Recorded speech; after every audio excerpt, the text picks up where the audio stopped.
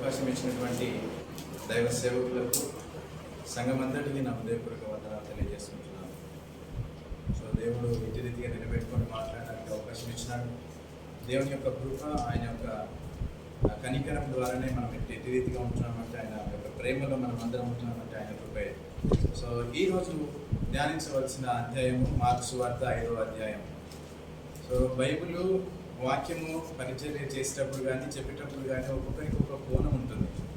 So వాక్యం అనేది లోతైనది, అది చాలా లోతైనది, దానిలోని మర్మాలు చాలా ఉంటాయి. కానీ చెప్పేవాళ్ళు కొన్ని ఒక్కొక్క కోణంలో తీసుకొస్తారు, ఒక్కొక్క కోణంలో చెప్పబడుతూ ఉంది. ఏదేమైనప్పటికీ అది చెప్పబడేది దేవుని వాక్యమే. సో ఆ కోణంలో, ఏ కోణంలో దేవుడు నాకు ప్రేరేపించినాడు, ఎట్టి రీతిగా దేవుడు నాకు ఆలోచన ఇచ్చినాడో, తలంపులు ఇచ్చినాడో, అట్టి రీతిగా వాక్యంలోకి మనం వెళ్దాం. దాన్ని ధ్యానిస్తూ మనము మన జీవితానికి అనువాదం చేసుకునేటట్టుగా మనం ప్రయత్నం చేద్దాం. సో మార్కు సువార్త 5వ అధ్యాయము 1 నుంచి 43 వచనాలు ఉన్నాయి. ఇందులో 3 భాగాలుగా మనం చేసుకోవచ్చు. 3 భాగాలుగా ఎందుకంటే ఇక్కడ 3 అద్భుతాలు దేవుడు చేస్తాడు ఈ అధ్యాయంలో. ఫస్ట్గా ఒకటిగా ఏంటంటే, దయ్యముల చేత పీడింపబడుతున్న వ్యక్తిని దయ్యములను విడిపించడానికి, విడుదలను అనుగ్రహించడానికి ఒక భాగంలో చూస్తాం. రెండో భాగంలోకి వచ్చేసరికి 12 సంవత్సరాల నుంచి రక్తస్రావం గల స్త్రీ స్వస్థతను చూస్తాం. తదుపరి లాస్ట్ది 3వదిగా అద్భుతం ఇందులో చూస్తున్నది ఏంటంటే, చనిపోయిన ఆ చిన్నది తిరిగి దేవుడు లేపాడు. ఆ లేచినట్టుగా మనం చూస్తాం. ఈ 3 గొప్ప అద్భుతములు ఈ దేవుడు ఈ యొక్క అధ్యాయంలో చేసినట్టుగా చూస్తున్నాం. ఇది దేవుడు చేసిన కార్యము, దేవుడు చేసిన పనులు, దేవుడు చేసిన పరిచర్య. సో దీన్ని ధ్యానిస్తూ వెళుతున్నప్పుడు ఎట్టి రీతిగా మనకు ఈ అనువాదించుకుంటాం అనేది మనం చూస్తూ వెళ్తాం. సో మొదటగా మనం 5వ అధ్యాయము 1వ వచనం చూసుకున్నట్లయితే, వారు ఆ సముద్రమునకు అద్దెనున్న గెరాసేనుల దేశమునకు వచ్చిరి. గెరాసేనుల దేశము అన్యులుగా ఎక్కువగా ఉంటున్నట్టుగా అక్కడ మనం చూస్తూ వస్తాం. సో దేవుడు ఎరగని వారు ఉన్నారు, దేవుడు అంటే తెలియని వారు ఉన్నారు, చాలా మంది ఎక్కువగా వాళ్ళే ప్రజలు ఉన్నారు. ఆయన దోణి దిగగానే అపవిత్రాత్మను పట్టిన వాడు కూడా సమాధుల నుండి వచ్చి ఆయనకు ఎదురుపడెను. వాడు సమాధుల్లో వాసం చేసి వాడు సంఖ్యలతోనైనా ఎవడు వాడిని బంధింపలేకపోయాను. పలుమారు వాడిని కాళ్ళకును చేతులకును సంఖ్యలు వేసి బంధించినను వాడు ఆ సంఖ్యలు తెంపి కాళ్ళ సంఖ్యలను తుత్తలుగా చేసిన గనుక ఎవడు వాడిని సాధపరచలేకపోయాను. సో సమాధులలో నివసిస్తున్న వ్యక్తిని చూసినా, ఎందుకు నివసిస్తున్నాడు సమాధులలో అంటే, అపవిత్రాత్మ దురాత్మలు పట్టి ఆడు నివసిస్తున్నది ఏంటంటే, సమాజంలో ఉండకుండా సమాజానికి వెలుపల దూరంలో సమాధులలో కొండ ప్రాంతంలో ఆ చివరిన ఉండడానికి ఆస్కారమైంది. ఎందుకు అంటే, వాళ్ళు ముందు ఎవరైతే అక్కడ ఉన్నారో సమాజము, వాళ్ళు ప్రయత్నం చేసినారు. ఏ విధంగా ప్రయత్నం చేసినారంటే, కాళ్ళకు చేతులకు సంఖ్యలు వేసినారు, కాళ్ళకు బందీ చేసినారు. అయినప్పటికీ వాటన్నిటిని తెంపేసుకుంటున్నాడు. వాటన్నిటిని కాళ్ళకు వేసినటువంటి ఆ సంఖ్యలను తుత్తునీలుగా చేస్తున్నాడు. అంత బలముగా ఉంటున్నాడు. అపవిత్రాత్మ యొక్క బలం ఎంతగా ఉంటుందంటే, చాలా బలం ఉంటుంది. అది మనం చూస్తూ వస్తున్నాం. చాలా బలం ఉంటుంది. దేవునితో సమానంగా ఉండడానికి ప్రయత్నం చేసినాడు. కానీ దేవుని శక్తి ముంగట సాతాను శక్తి అది పడిపోయింది. కానీ ఆ శక్తి ఎక్కువగా మనుషుల శక్తి కంటే అది సాతాను శక్తి ఎక్కువగానే ఉంటుంది. కాబట్టి ఆ యొక్క దురాత్మ ఎప్పుడైతే ఆ మనిషిలో నుంచి వెలుపలికి, అంటే మనిషిలో ఉంటుందో, ఆ క్రియలు చేస్తున్నాడో, ఈ సంఖ్యలను తెంపగలుగుతా ఉన్నాడు. ఈ యొక్క బందీలను తుత్తునీలుగా చేస్తా ఉన్నాడు. అది చూస్తూ వస్తున్నాం. వాడు ఎల్లప్పుడూ రాత్రి పగలు సమాధులలో కొండల్లోనూ కేకలు వేయించు తన్ను తాను రాళ్లతో గాయపరుచుకొని ఉండేను. కొండల్లో ఉంటున్నాడు, సమాధుల్లో ఉంటున్నాడు, దిగంబరిగా ఉంటున్నాడు. తన్ను తాను గాయపరుచుకుంటున్నాడు. తన్ను తాను గాయపరుచుకుంటూ, అరుచుకుంటూ, కేకలు వేస్తూ ఆ ప్రాంతంలో తిరుగుతూ ఉన్నాడు. దిగంబరి అయి ఉంటూ వాడు దూరం నుండి యేసును చూచి పరిగెత్తుకొని వచ్చి ఆయనకు నమస్కారం చేసి, మనుషులందరూ దేవుని చూడగానే దేవుని యొక్క ఆ ప్రకాశవంతం వెలుగు చూస్తారు. ఎవరైనా, ప్రతి మానవుడికి దేవుడు నిర్మించింది మానవునే కాబట్టి దేవుని యొక్క ప్రకాశవంతమైన వెలుగు మానవులు చూడగలుగుతారు. కానీ ఇక్కడ సాతాను ఎప్పుడైతే దూరిపోతుందో అది దేవుని వెలుగులో నుంచి పక్కకు తీసేస్తారు. కానీ మనిషిగా అక్కడికి వస్తున్నాడు. మనిషి అవకాశం తను వెలుగు చూస్తున్నాడు, అక్కడికి వస్తున్నాడు. సాతాన్ అయితే రానియది, కానీ మనిషిగా వచ్చినప్పటికీ మనిషిలో ఉన్న సాతాన్ ఇప్పుడు ఏం మాట్లాడుతుందంటే, మనిషిగా వచ్చినాడు కదా, సో ఇప్పుడు సాతాన్ ఏం మాట్లాడుతుందంటే, యేసు సర్వోన్నతుడైన దేవుని కుమారుడా, నాతో నీకేమి, నన్ను బాధపరచుకోమని దేవుని పేరిట నీకు ఆనబెట్టుచున్నాను బిగ్గరగా కేక వేశాను. ఈ భూలోకంలో సంచరిస్తుంది, అధికారం చెలాయిస్తుంది ఏంటంటే సాతాను. సాతాను ఈ లోకంలో సంచరిస్తూ అధికారం చెలాయిస్తూ మనుషులందరినీ ఆ సాతానులోకి రావాలని అదొక ప్రయత్నం చేస్తూ ఉంది. అధికారం ఎక్కడి నుంచి తీసుకొని వచ్చిందంటే దేవుడి దగ్గర నుంచే పర్మిషన్ తీసుకొని వచ్చింది. దేవుని దగ్గర నుంచి పర్మిషన్ తీసుకొని వచ్చి ఈ లోకంలో సంచరిస్తూ దాని యొక్క అధికారం చెలాయించడానికి ప్రయత్నం చేస్తుంది. అప్పుడు ఏ పేరిట మనవి చేస్తుందంటే దేవుని పేరిటనే మనవి చేస్తుంది. సాతాను ఎప్పుడు ఎట్లా సొంతగా చేయదు, దేవుని పేరిటనే చేస్తుంది. ఎందుకనగా అప్పుడు యేసు ప్రభు మాట్లాడుతున్నాడు, ఆయన అపవిత్రాత్మ ఈ మనిషిని విడిచిపోమని వానితో చెప్పాను. ఎవరికి అంటే సాతాను పట్టిన వ్యక్తితో మాట్లాడుతున్నది కాదు, సాతానుతో మాట్లాడుతుంది. ఆ వ్యక్తి ఎవరైతే పట్టిరో, సాతాను పట్టిన వ్యక్తి అక్కడే ఉన్నాడు. సో అందులో ఆయనలో ఉన్న సాతానుతో దేవుడు మాట్లాడుతున్నాడు. మరియు ఆయన నీ పేరేమని వాడిని అడగగా వాడు నా పేరు సేన, ఏలనగా మేము అనేకులమని చెప్పి, వాళ్ళు ఆయన పేరు సేన అని చెప్పినాడు, మేము అనేకులమని. మనిషికి పట్టిన ఆ వ్యక్తికి పట్టింది ఒక్క దయ్యం కాదు, ఇందులో సాతాను పట్టింది కదా, అనేకుల సమూహము అతనికి పట్టింది. అందుకే కేకలు వేయించు తన్ను తాను గాయపరుచుకుంటూ ఏ స్థితిలో ఉన్నాడో కూడా అది తెలియదు, అట్లాంటి స్థితిలో ఆ సాతాను నడిపిస్తూ ఉంది. సో అనేకులం అని చెప్పి తమ్మును తాము ఏలైనగా మేము అనేకులం అని చెప్పి 10వ వచనం, తమ్మును ఆ దేశంలో నుండి తొలివేయద్దని ఆయనను మిగిలిన బతిమాలుకొనెను. ఏది గెరాసీనుల ప్రాంతంలో, ఆ ప్రాంతంలో ఈ సాతాను యొక్క అధికారం చెలాయిస్తున్నప్పుడు అక్కడ నుంచి మమ్మల్ని పంపియొద్దని దేవుడికి మొరపెట్టుకుంటుంది. సో అక్కడ కొండ దగ్గర పందుల మంద మేయించుండెను గనుక ఆ పందులలో ప్రవేశించినట్లు మమ్మల్ని వాటి వద్దకు పంపమని ఆ దయ్యములో ఆయన బతిమాలుకొనెను. ఇక్కడ నుంచి పంపొద్దు, ఆ కొండ దగ్గర ఏదైతే పందులు మేస్తున్నాయో అక్కడికి వెళ్ళడానికి అది ప్రవేశించమనిచ్చినట్లు మాకు చెప్పమని ఆయన ఆజ్ఞాపించమని చెప్పినప్పుడు యేసు ప్రభు అట్టి రీతిగానే వాటికి ఆజ్ఞాపిస్తాడు, సెలవిస్తాడు. యేసు వాటికి సెలవేయగా ఆ అపవిత్రాత్మను వారిని విడిచి పందులలో ప్రవేశించను. ప్రవేశింపగా ఇంచుమించు 2000 సంఖ్యల గల మంద ప్రపాతము నుండి సముద్రం దారిన వడిగా పరిగెత్తుకొని పోయి సముద్రంలో పడి ఊపిరి తిరగక చచ్చిపోయాను. ఇప్పుడు వారిలో పట్టిన దురాత్మలు ఇక్కడ చూస్తే ఒక్క దురాత్మ వెళ్ళిపోగానే పందులలో ఒక దురాత్మ దూరలేదు.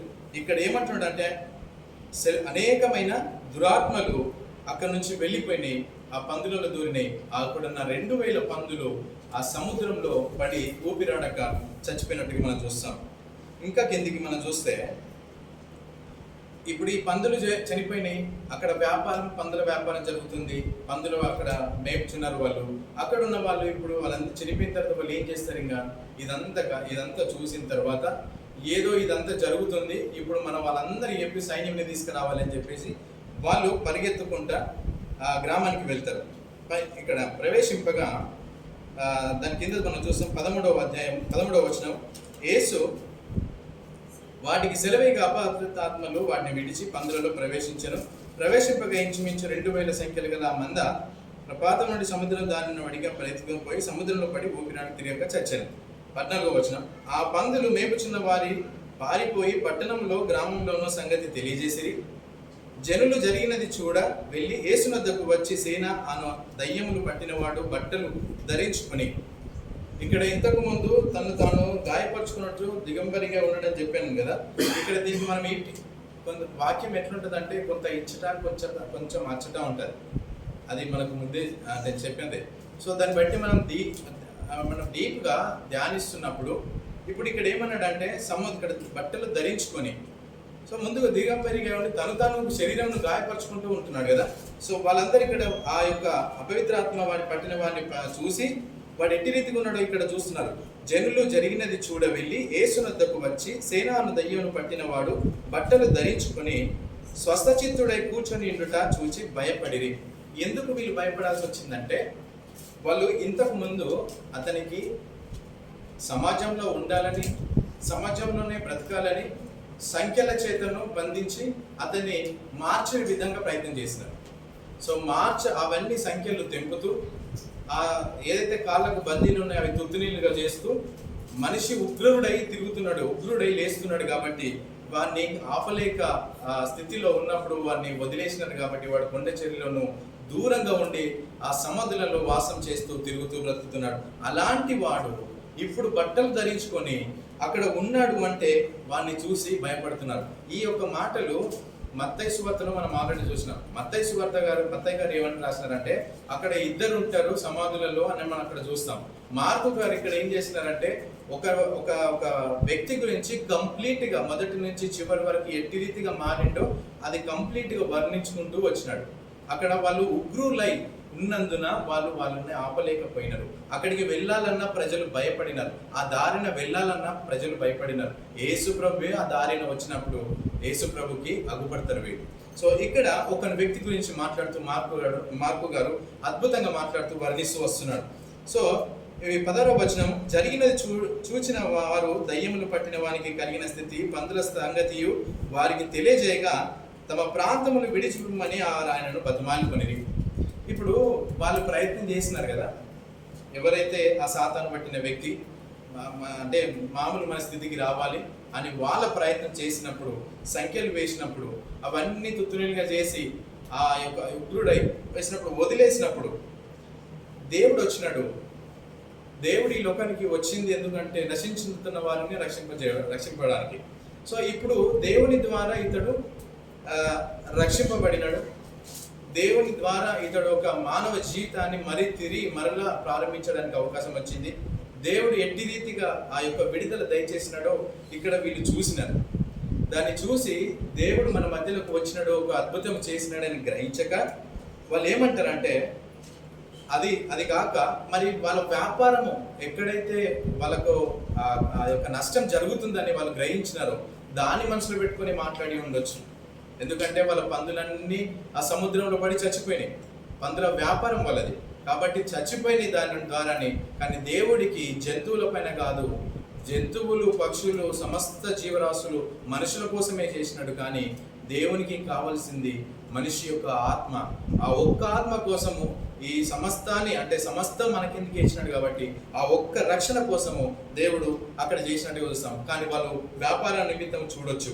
అయితే దాని కిందికి వస్తే వాళ్ళు ఏమంటారంటే తమ ప్రాంతంలో విడిచిపోమని వారు ఆయనను బతమాలు కొనసాగిరి. ఎందుకు ఇవన్నీ కార్యాలు చూస్తున్నప్పుడు వాళ్ళు దేవుని అంగీకరించవచ్చు కదా? ఎందుకంటే వాళ్ళు అవిశ్వాసులు, అన్యులు. దేవుని ఇవన్నీ క్రియలు చూసి ఇంకే ఏం జరుగుతుందో అని భయపడి వాళ్ళు వద్దు అంటున్నారు. కానీ దేవుడు ఏమంటున్నాడు? హృదయం అనే తలుపు దగ్గర నిలుచుండి తట్టుచున్నాను, ఎవడైనా నా స్వరం వింటాడో నేను వానితో ఉండి వానితో భోజనం చేస్తానని దేవుడు చెప్తున్నాడు. దేవుడు వచ్చి నిలుచున్నప్పుడు ఈ స్వరము విని ఎప్పుడైతే మనం హృదయంలోకి ఆహ్వానిస్తామో, ఎప్పుడైతే దేవుని పిలుస్తామో, ఆయన హృదయం అనే తలుపున దగ్గర రెడీగా ఉన్నాడు మనల్ని రక్షింపడానికి, మనకు సమాధానం ఇవ్వడానికి, దేవుడు మన పట్ల కార్యాలు చేయడానికి. కానీ ఈ హృదయం అనే తలుపు వీళ్ళు ఆ యొక్క తలుపుని వాళ్ళు ఏం చేస్తున్నారంటే వద్దు, ఇక్కడ నుంచి వెళ్ళిపో అని యేసు ప్రభువును తోలేస్తున్నారు. సో ఇదంతా వాళ్ళు చేస్తున్న ఒక పని చూస్తున్నాం. తర్వాత దాని కిందనే ఆయన దోణి ఎక్కినప్పుడు దయ్యములు పట్టినవాడు ఆయన యొద్ద తన నుండనిమ్మని ఆయన బతిమాలుకొనెను. ఎప్పుడైతే ఈ దయ్యముల చేత విడుదల పొందిండో వ్యక్తి అప్పుడు అంటున్నాడు, అయ్యా నేను కూడా నీతోనే ఉంటాను, నీతో పాటు నన్ను ఉండనియ్యు అని అడిగినప్పుడు దేవుడు ఏం చేసినాడు? 12 మంది శిష్యులను ఆయన పిలుచుకున్నాడు కదా.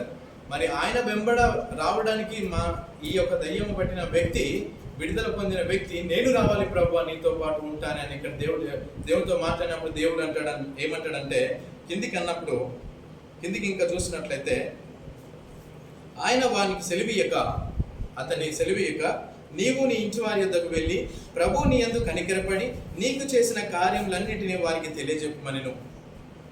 ఇప్పుడు ప్రభువు రాపని వచ్చిండనుకో, ఒకవేళ ప్రభు ఏ కార్యాలైతే చేస్తాడో దాంతో పాటే వెళ్తాడు. కానీ ఒక సాక్షిగా నిలబెట్టాలి ఆ ప్రాంతంలో.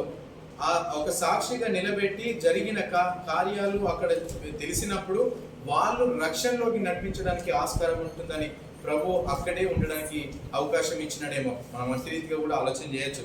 ఎందుకంటే నేను వస్తావన్నా కానీ నువ్వు ఇక్కడికి రాకు, నీవు వెళ్ళి ప్రభు నీ యందు కనికరపడి నీకు చేసిన కార్యములన్నిటిని వారికి తెలియజెప్పమనెను. ఆయనలో జరిగినటువంటి గొప్ప అద్భుతం, ఆ యొక్క క్రియ, ఆ యొక్క కార్యం జరిగి ఏదైతే ఉందో నువ్వు వెళ్ళి అక్కడనే నువ్వు తెలియజెప్పు. తెలియజెప్పమని వారికి ఆజ్ఞాపించినప్పుడు అప్పుడు దేవుని మాటకు లోబడి తిరిగి ఎక్కడికి వెళ్తాడంటే వాడు వెళ్ళి యేసు తనకు చేసినవన్నీ దెగ్గపొలిలో నారంభింపగా అందరూ ఆశ్చర్యపడి. ఈ పట్టణాలలో మనోడు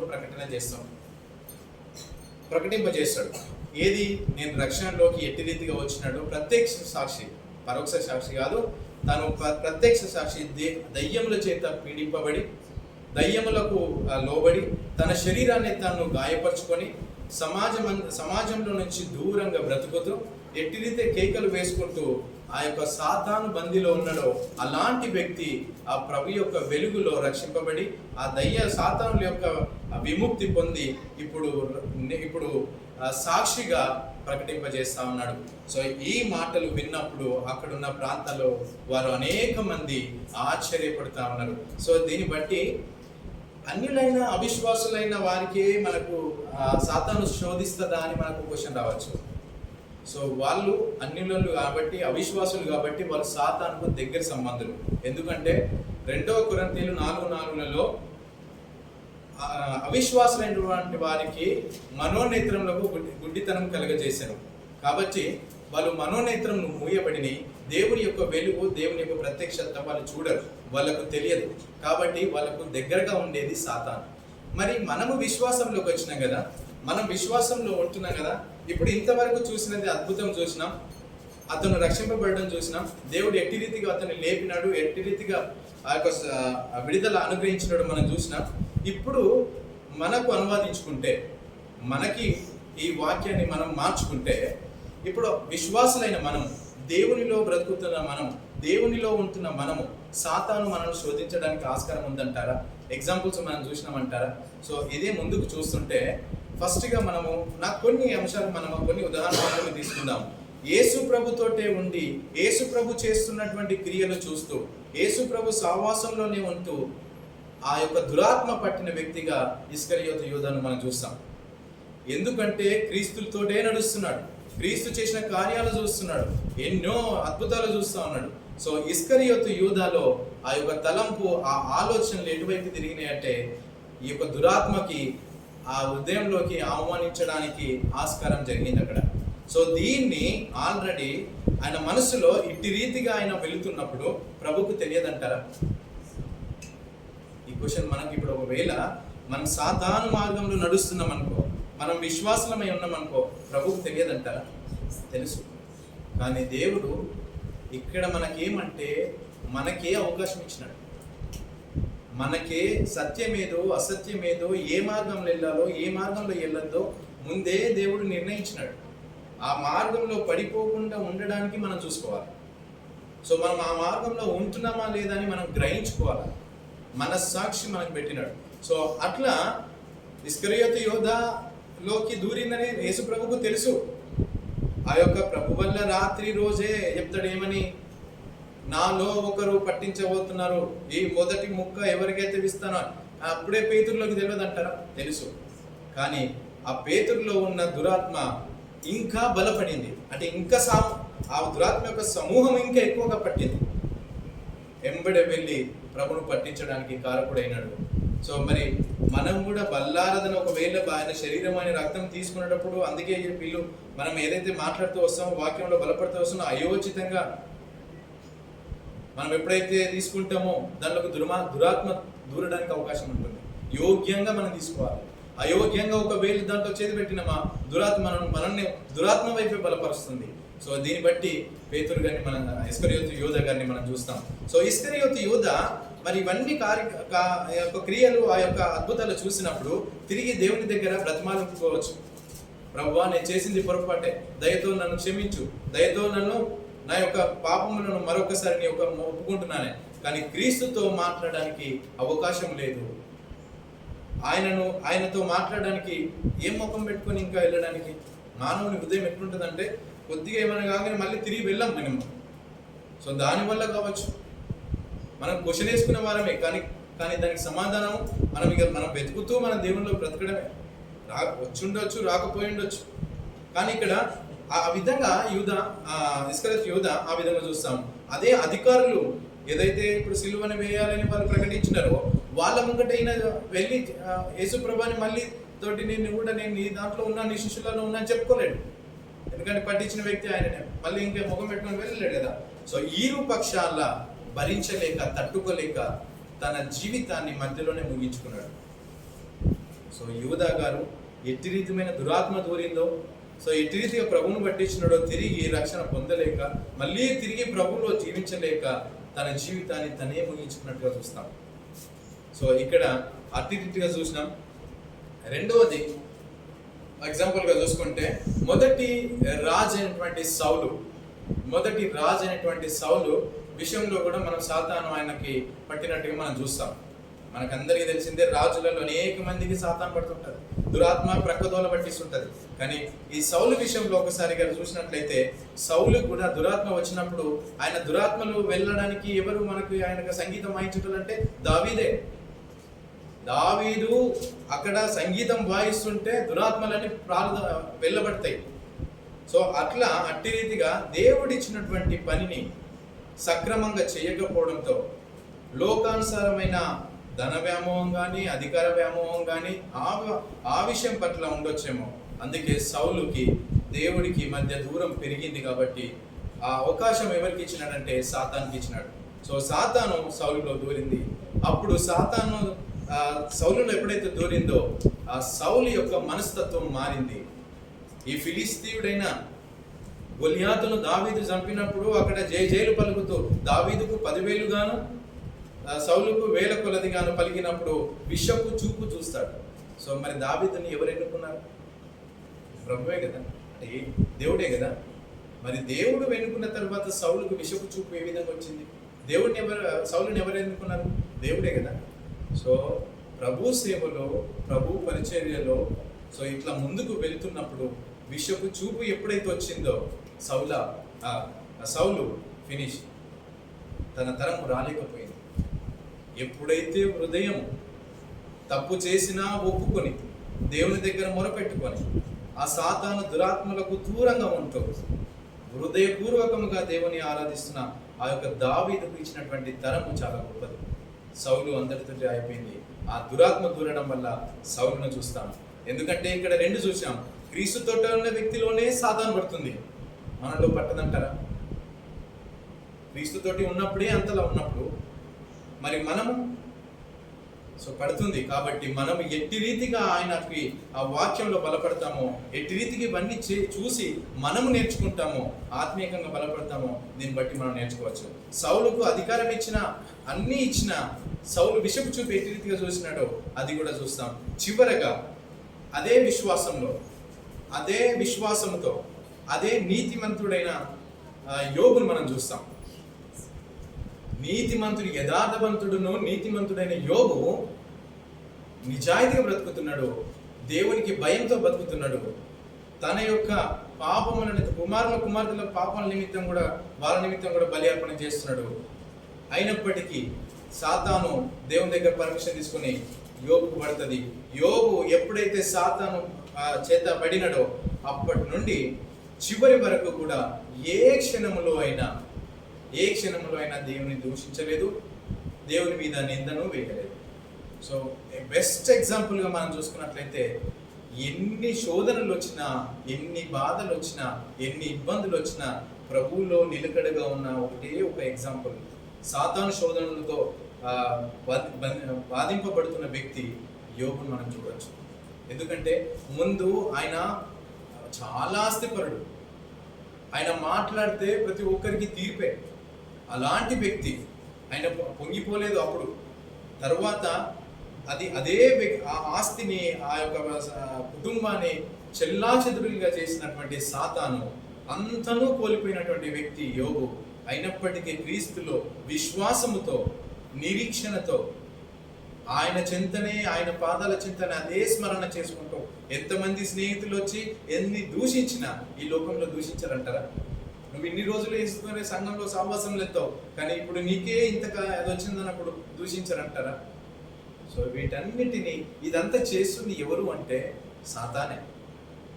మనము ఈ ఆస్తుల నిమిత్తం మనం లేము ఈ లోకంలో. మనం పరలోకానికి సంబంధించింది మనం మాట్లాడుకుంటే ఈ లోకంలో ఆస్తుల గురించి కాదు, ఈ లోకంలో పదవుల గురించి కాదు, ఈ లోకం మన జీవనం గురించి కాదు.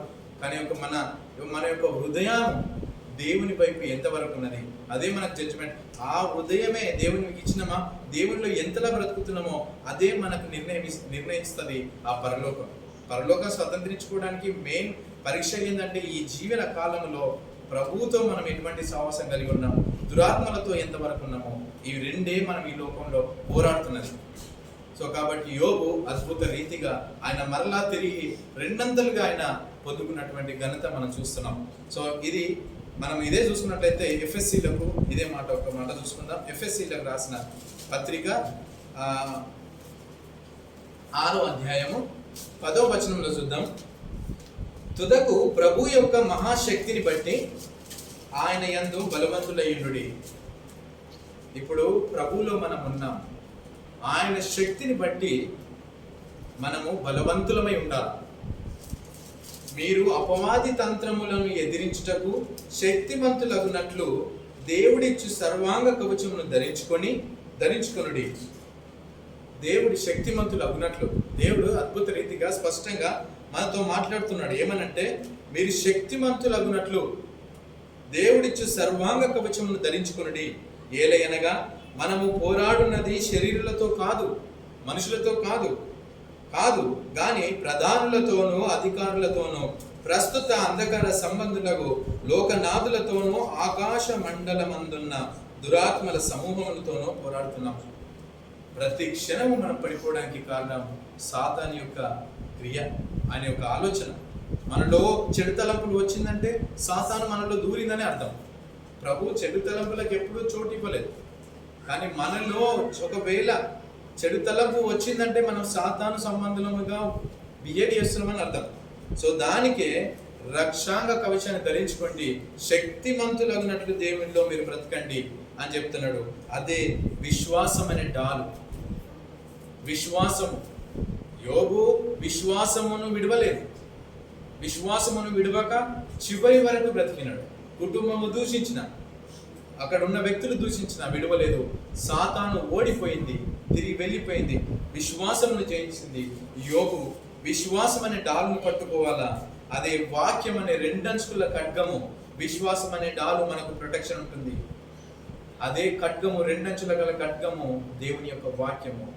మన ఆయుధము మన యొక్క ప్రార్థనను మనగులతో, వాక్యం అనే ఖడ్గముతో, విశ్వాసం అనే డాలుతో, ఈ మూడిటితో మనం ప్రయాణం చేసినామా మన జీవితాన్ని తుది వరకు అయినా కానీ దేవునిలో నిలకడగా, స్థిరంగా, ఆయనకి ఇష్టలుగా బ్రతుకుతామేమో. సో ఇది సాతాను చేసినటువంటి క్రియలు ఎన్ని ఉన్నాయి, ఇంకా చాలా చెప్పుకుంటూ పోతే. దేవుడు వచ్చిందే సాతాను అణగదొక్కడానికి.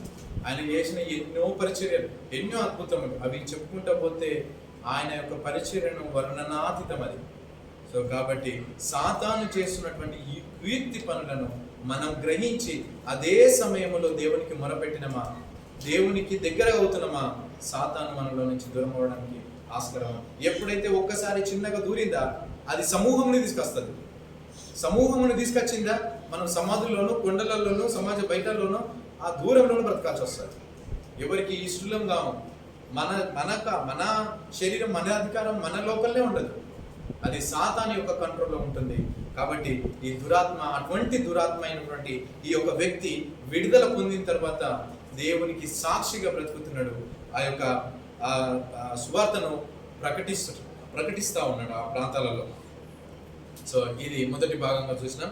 సో ఇప్పుడు అక్కడ నుంచి వాళ్ళు వెళ్ళిపోమనగానే యేసు కిందికి చూసినట్లయితే, యేసు మరలా దోణి ఎక్కి అందరికి వెళ్ళినప్పుడు బహు జనసమూహం ఆయన యొద్దకు కూడి వచ్చారు.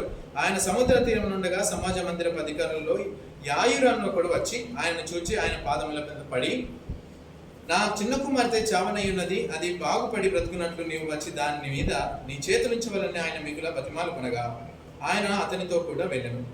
బహుజన సమూహము ఆయనను వెంబడించి ఆయన మీద పడుచుండిరి. ఇప్పుడు సమాజ మందిరంలో యాహీర్ అనే వ్యక్తి ఉన్నాడు. అతనికి చిన్న కుమార్తె ఉంది. అది ఏ రోగమో ఇక్కడ మనము ఈ అధ్యాయంలో మనం చూడలేదు, ఎందు నిమిత్తమో మనం చూడలేదు, కానీ చావు బ్రతుకుల మధ్యలో ఉన్నది. సో ఆ యొక్క వ్యక్తి, ఆ సమాజ మందిరపు అధికారి యాయిరు, దేవుడు ఇక్కడ యేసు ఉన్నాడని గుర్తెరిగి అక్కడికి వచ్చి ఆయన పాదముల మీద పడి, అయ్యా నీ చేతులు ఒక్కసారి నా చిన్న కుమార్తె మీద ఉంచు, అని ఎంత విశ్వాసంతో ఎంత నమ్మకంతో అడుగుతున్నాడో. ఎందుకంటే ఆయన ఒక విశ్వాసం నమ్మకంతో దేవుని దగ్గరికి వచ్చినట్టుగా మనం ఎవరమైనా ఆ మార్గంలోనే వస్తాం. సో వచ్చి ఆయన పాదముల మీద పడి ఇది ఆయనను అడుగుతా ఉన్నాడు.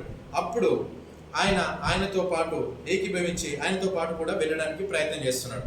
ఇప్పుడు ఆయన ఎంత తొందరపడి వచ్చినాడు, అయ్యా నా చిన్న కుమార్తె చావుతులు తొందర రండి అయ్యా, మీ చేతుల నుంచి బాగుపడుతుందని వచ్చినప్పుడు వెళ్దామని వెళ్తున్నప్పుడు ఆ దారిలో ఎంతో మంది ఆయన మీద పడతా ఉన్నారు. ఆ సమయంలోనే 12 ఏళ్ళ నుంచి బాధపడుతున్నటువంటి రక్తస్రావం గల స్త్రీ ఈ యేసు అక్కడ ఉన్నాడని విని, యేసుని గురించి విని, ఆమె నేను అట్లీస్ట్ ఆయన వస్త్రంలో ముట్టినా కానీ నేను బాగుపడతానేమో అని విశ్వాసముతో దేవుని దగ్గరికి రావాలని ప్రయత్నం చేసింది. ఆమె అప్పటికే ఇక్కడ 25వ వచనంలో 12 ఏళ్ల నుండి రక్తస్రావం కలిగిన రోగం కలిగిన యొక్క స్త్రీ ఉండెను. ఆమె అనేక వైద్యుల చేత ఎన్నో తిప్పులు పడి, వైద్యులను ఎంతో మంది 12 సంవత్సరాలు అంటే ఎన్నో రోజులు కదా, సంవత్సరానికి 365, 66 అట్లా పోల్చుకుంటే ఎన్నో రోజులు నుంచి 12 సంవత్సరాల నుంచి ఆమెకు కలిగినదంతయు అమ్ముకుంటా, కలిగినదంతయు ఇచ్చుకుంటూ తన ఆరోగ్యం కొరకు చూస్తూ ఉంది. కానీ ఎక్కడనూ బాగుపడలేదు. 12 సంవత్సరాల నుంచి ఉంది. ఆ 12 సంవత్సరాల నుంచి ఉంటున్న ఆ యొక్క స్త్రీ తనకు కలిగినదంతా వ్యామము ఇచ్చినా కానీ ఎంత మాత్రం ప్రయోజనం లేదు. యేసుని గురించి తెలుసుకుంది. అట్లీస్ట్ నేను దేవుడిని అయితే టచ్ చేయాలా, నేను ఇప్పుడు రక్షణ నా స్వస్థత నేను పొందుకోవాలని విశ్వాసంతో ఆమె వచ్చింది. ఆ మందిలో పడుతూ వెళ్తున్నప్పుడు ఆమె ఎంత అనారోగ్యంగా ఉన్నప్పటికీ కూడా ఆ మందిలో ఆ జనంలో వచ్చిందంటే ఆమె యొక్క విశ్వాసం మనం చూడొచ్చు, ఆమె నమ్మకం చూడొచ్చు. సో వచ్చింది, ఆ యేసు యొక్క వస్త్రంను ముట్టింది. ముట్టగానే యేసు ప్రభువులో నుంచి ఒక ప్రభావం వెళ్ళిపోయింది. అది యేసు గుర్తించినప్పుడు ఎవరు నన్ను ముట్టిందని తిరిగి చూసినప్పుడు శిష్యులతో మాట్లాడిన, ప్రభువా ఇంతమంది జనం ఉన్నారు అయ్యా, నీతో పాటు వస్తూ ఉన్నారు, నీ మీద పడతా ఉన్నారు, నువ్వు ఎవరినంటే చెప్పగలుగుతాను చెప్పండి. మరి ఇంతమంది వస్తున్నారు కదా, మీద పడుతున్నారు కదా, ఎవరినంటే చెప్పండి, ఇంతమంది ఉన్నారు ప్రభువా అని అన్నప్పుడు, కాదు నన్ను ముట్టిన వాళ్ళు ఎవరో కనుక్కొనాలని తిరిగి వెనుకకు చూసినప్పుడు ఇక్కడ 31లో ఆయన శిష్యులు జనసమూహముని మీద చూచుచున్నావే, నన్ను ముట్టిన దెవడని అడుగుచున్నావా అని. ఆ కార్యము చేసిన ఆమెను కనుగొనవలనని ఆయన చుట్టూ చూచెను. అప్పుడు ఆ స్త్రీ తనకు జరిగినది ఎరిగి భయపడి వణుకుచు ఆయన ఎదుట సాగిలపడి తన సంగతి అంతయు ఆయనతో చెప్పెను. ఇప్పుడు ఆమె రక్తస్రావం గల అని ఆమెకు తప్ప మనకు అక్కడ ఎవరికి తెలియదు. సో స్వస్థత ఆయన చెంగు ముట్టగానే స్వస్థత కలిగినట్టుగా ఆమె గ్రహించింది. సో ఎప్పుడైతే ఆ స్వస్థత కలిగిందో ఆ ప్రభావం ప్రభువులో నుంచి వచ్చినట్టుగా ప్రభు గుర్తించాం.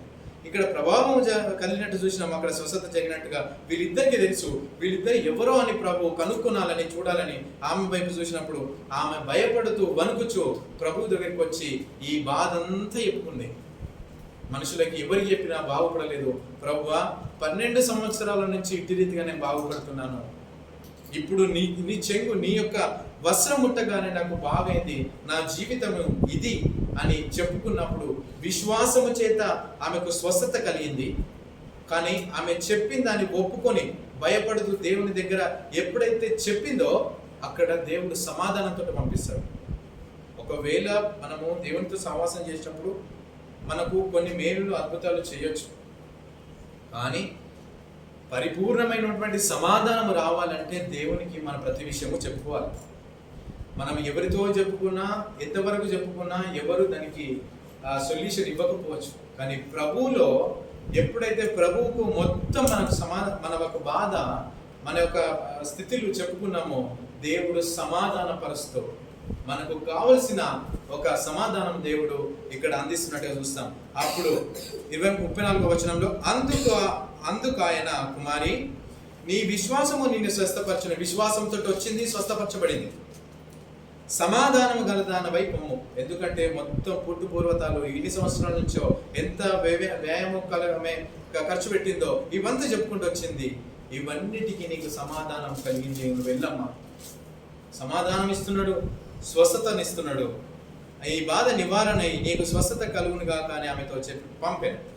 సో అక్కడ ఆ స్త్రీ ఆ యొక్క వస్త్రంలో స్వస్థత పొందింది, దేవుని దగ్గర సమాధానం పొందుకొని తిరిగి వెళ్ళింది.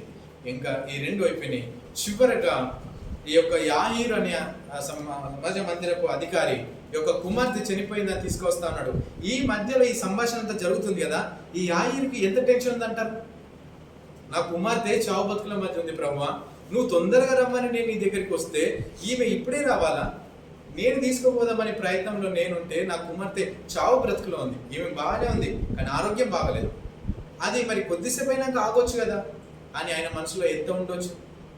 సో ఆయన నిమిత్తం రావాలని, కూతురు నిమిత్తం రావాలని ఆయన ప్రయత్నం చేస్తున్నప్పుడు ఈ మధ్యలో జరుగుతున్న సంభాషణ విని ఆయన దాన్ని గ్రహించి ఇంకనూ విశ్వాసంలోకి, అధికమైన నమ్మకం కలగడానికి ఆ సమయంలో అవకాశం ఉన్నప్పటికీ అదే సమయంలో ఇంటి నుంచి సందేశం వాళ్ళు తీసుకొచ్చింది ఏంటంటే, నీ చిన్న కుమార్తె చనిపోయింది, ఇక నువ్వు బోధకుని ఇబ్బంది పెట్టకు, శ్రమ పెట్టకు, వద్దు అని చెప్పినప్పుడు అప్పుడు అదే విశ్వాసము, అదే నమ్మకంతో యాయీరు నువ్వు ఉన్నవా, అదే భయపడకము, అదే నమ్మకంతో నువ్వు ఉండు అని ప్రభువు బలపరిచినట్టుగా మనం చూస్తాం.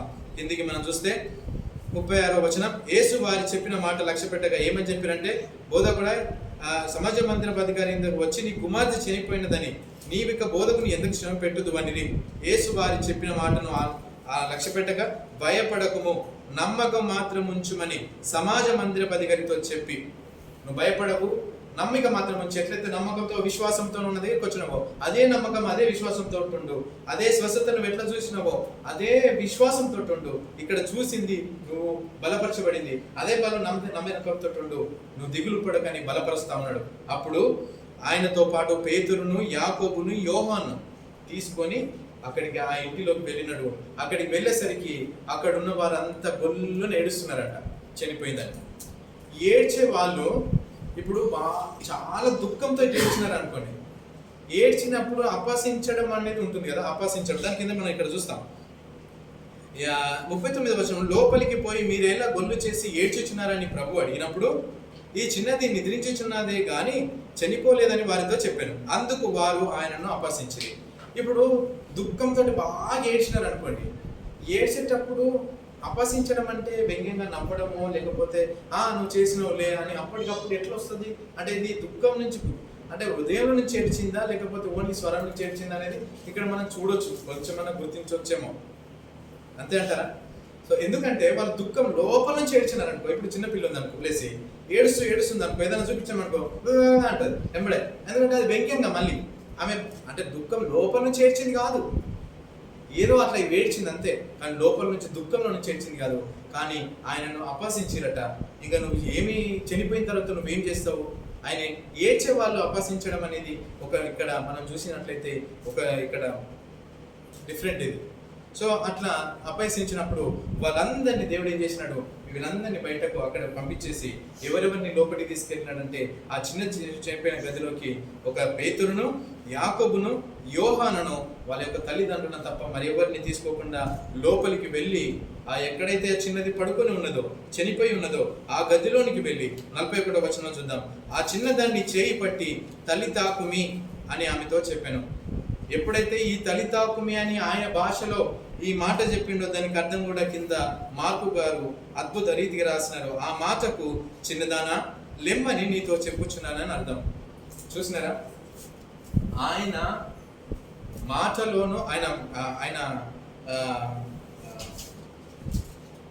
ఆయన ఏమంటారు దాన్ని, వాళ్ళు సాతాను తోలిచేయడానికి ఆయన గద్దింపులోను సాతాను విడుదల జరిగింది.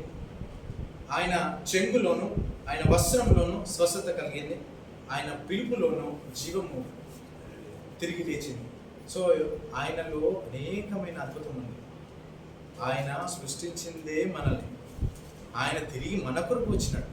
ఆయన ఒకే ఒక్క పిలుపుతో తిరిగి మరలా సజీవంగా బ్రతకడానికి ఆస్కారమైనటువంటి ఆ చిన్నది లేచింది, ఎంబడే లేచి నడవసాగింది. ఇలాంటి అద్భుతములు దేవుడు ఎన్నో చేసినాడు. చనిపోయిన లాజర్ను వాళ్ళు బాధ పెట్టినప్పుడైనప్పటికీ కూడా వాళ్ళు వెళ్ళి తిరిగి బ్రతికించలేదంటారా?